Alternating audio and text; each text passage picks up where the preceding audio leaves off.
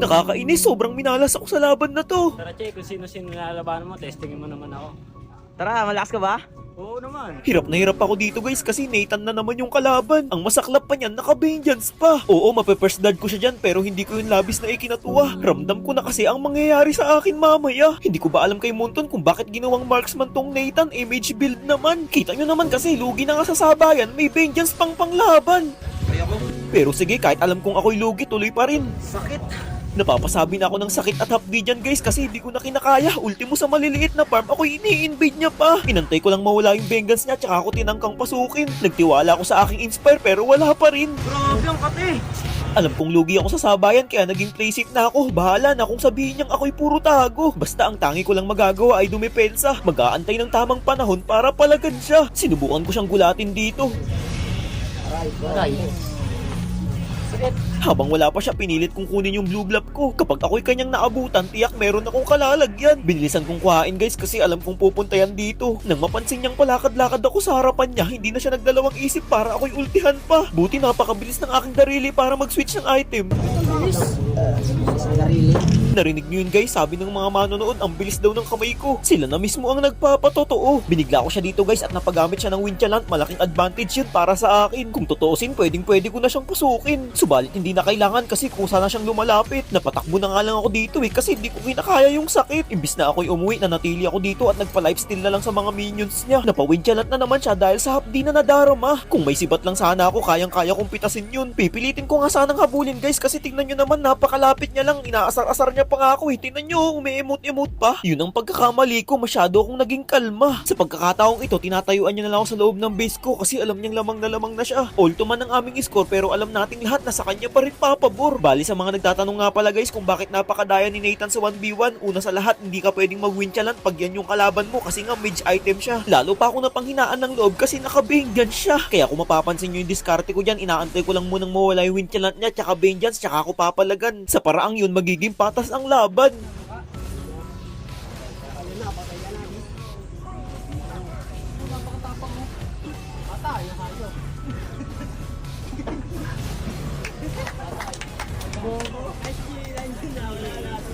Akala ng lahat makakambak ko pa kasi tinan nyo naman 24 minutes na ang nakakalipas. Subalit napakaganda ng flow ng mga minions niya. Imbis na tapusin na, nag-def pa ako. Yun, may pag-asa ka pa. Bigyan ka pa ng salita.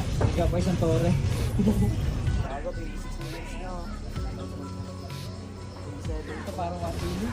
Panoorin nyo na lang guys hanggang dulo kung paano ko siya pinahirapan bago manalo. May pressure, pinipressure mo eh.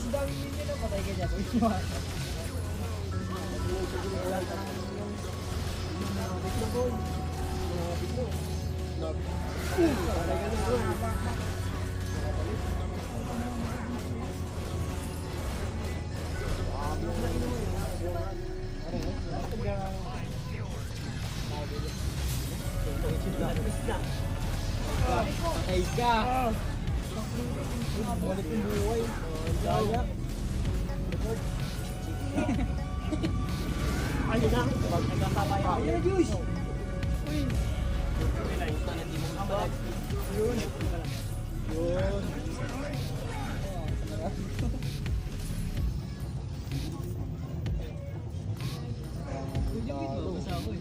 Pares ano eh. Ilang beses naman itong araw. Ayan na. Oh! Ay! Pagbugay! Oh! Patay! Ayan na.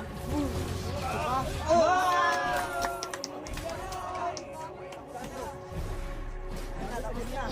Yan, boy! 17 Diyan mo lang yan. second.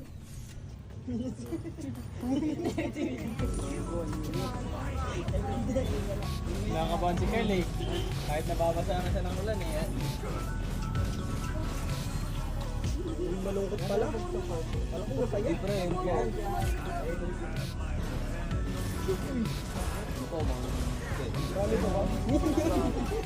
Yan. Marami ba? Marami. Hindi kaya nyo man. May ibang man. Sukulak ko. Parehas matigas ah. Parehas matigas, parehas may tira.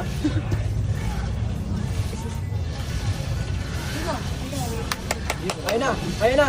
Ayan na! Ayan na! Ayan na! Ayan na! Sayang, wala pa! Patay mo! Wala na, walang yun. Sayang.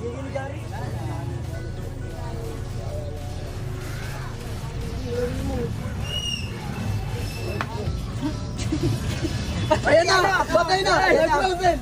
Bang! Wala pa, joke lang. Matagos yung ano sa ano niya, sa ano.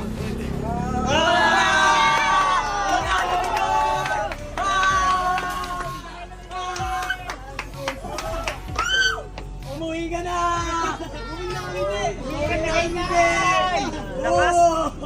Lakas ng amoy! Naka-jacket! Lakas yun! At ayun na nga guys, dito ko na-realize na hindi araw-araw palaging panalo. Minsan darating din tayo sa puntong ganito. Si Manny Pacquiao nga natatalo kahit boksingero. Ngayong araw guys, ikakabit na nga tong bagong brand new kong tarpaulin. Grabe, excited na ako kung ano bang disenyo ang nilagay dito. Medyo kinakabahan ako, sana magustuhan nyo. Halos pinag-isipan ko rin kasi ng 3 linggo bago ko ipagawa to. Buti na nga lang tinulungan ako ni Papa tsaka ni Nana Di Coco. Pero pinamerienda ko naman sila ng hopyang munggo. Habang binubuksan nila ng paunti-unti, hindi ko mapigilang mapangiti. Natupad kasi ang aking nais at minimithi. Matagal ko na rin kasing pinapangarap yung ganito kalaking tarpaulin guys. Tapos nakalagay 1v1. Tapos yung tali niya cable tie na kaya hindi na basta-basta malalagutan. Ako na nga lang pala yung nagkabit nito kasi ito yung pinakamahirap gawin sa lahat. Pagpapawisan ka ng husto dahil sa sobrang hirap. Si Papa ko nga guys halos hindi niya kayanin kaya sabi ko sa kanya ako na lang dyan. Nung college kasi ako guys IT yung course ko kaya lahat ng yan ay akin lang napag-aralan. Sumang-ayon naman si Papa at sa akin na lahat pinagawa. Kumbaga paghahawak na lang ng tarpaulin ang gagawin niya. Pagkakabit ko ng pangatlong tali ng problema ako ng husto kasi dito sa bandang baba walang pagkakapitan. Mabuti na lang may nagmagandang loob para ako'y tulungan. Halos ginawa na namin lahat ng paraan pero bandang huli sumuko na rin kami kasi alam na namin ang kahihinatnan. Napilitan na si Kuyang Nakadilaw na lagyan na lang ng pako para kahit papaano may kakapitan tong bandang dulo. Ngunit sabi ko sa kanya baka makasugat yan kaya ang ginawa niya kanyang tinalian. Sa paraang yun kahit sino ligtas na ditong makakadaan. After nun pinagputol-putol ko na yung mga sobrang cable tie kasi nakakasira yan ng disenyo at ganda. Sa kabilang side naman ang nagtanggal na si Kuya. 1v1 daw. oh. V1, ikaw ba lalaban tayo? Hindi ako marunong. Ay, Ay, yung anak mo?